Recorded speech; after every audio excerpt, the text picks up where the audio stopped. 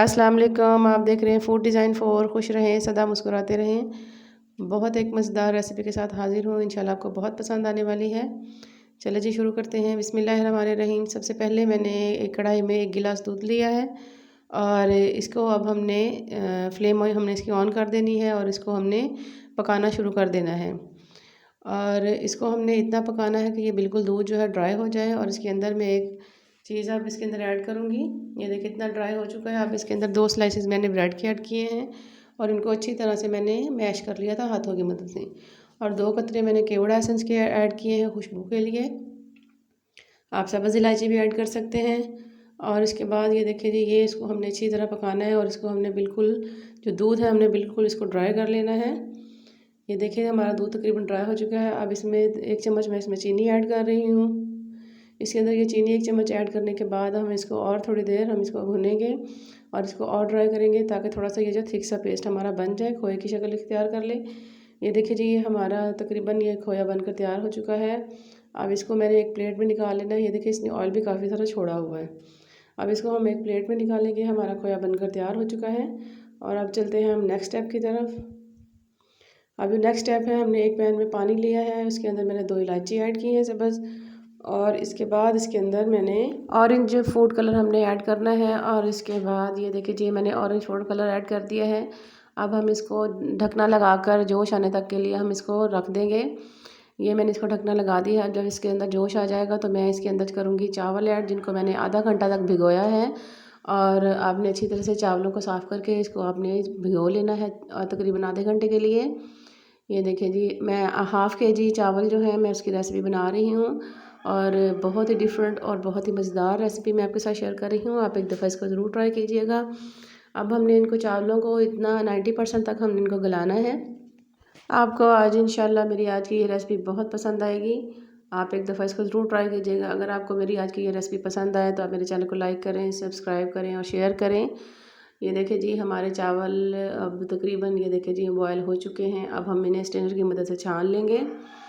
और इसके बाद जो हमारा थर्ड स्टेप है, ये हम इसके अंदर कढ़ाई में हम ऑयल ऐड करेंगे।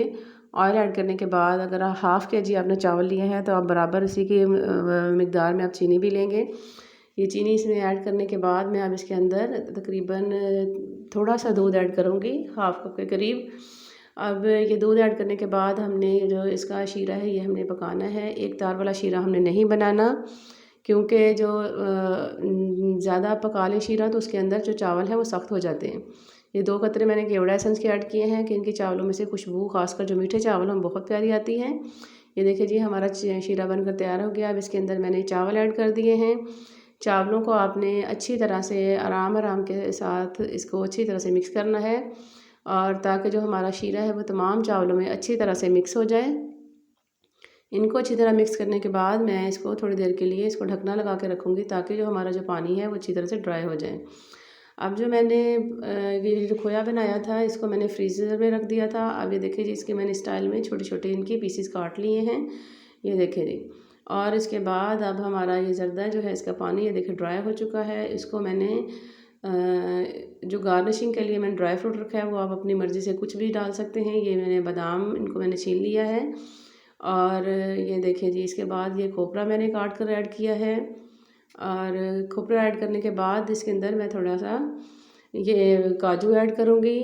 और काजू जो हैं आप अपनी मर्ज़ी से ड्राई फ्रूट कम और ज़्यादा कर सकते हैं। और ये थोड़े से मैंने इसके अंदर अखरोट ऐड कर दिए हैं। अखरोट ऐड करने के बाद ये देखिए कितना ज़बरदस्त इसका लुक नज़र आ रहा है और बहुत ही खूबसूरत लग रहा है और टेस्ट में भी ये कमाल का था। ये जो मैंने अब जो खोया बनाकर तैयार किया था ये अब इसके ऊपर मैंने ये ऐड कर दिए हैं।